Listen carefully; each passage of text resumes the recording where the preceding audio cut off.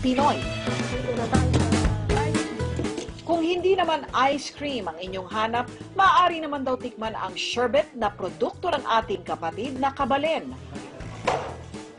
Ang sherbet ay isang masarap na pampalamig kung saan sabaw ng buko ang ginagamit na pangunahing ingredient sa halip na gatas gaya ng sa ice cream. Dito sa Gil sa may Pampanga, best seller sa kanila ang buko at buko lychee sherbet.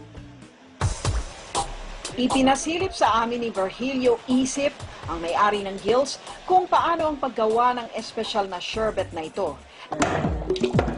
20 buko daw ang kailangang kunan ng sabaw para sa 5 galong sherbet. Ang mga sabaw na ito, lalagyan ng asukal at tinunaw na creamer.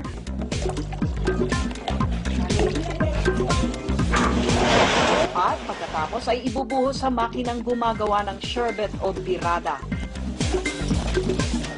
Tuloy-tuloy ang paglalagay dito ng yelo at asin sa loob ng 15 hanggang 30 minutos.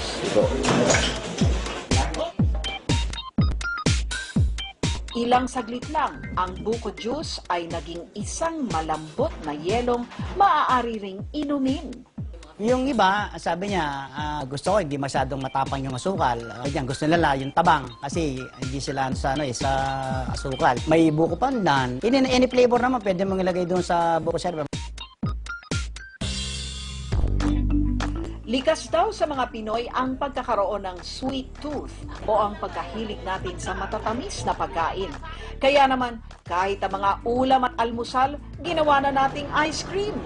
Dito natin makikita ang galing ng Pinoy dahil kahit banyagang panghimagas, naging tatak Pinoy.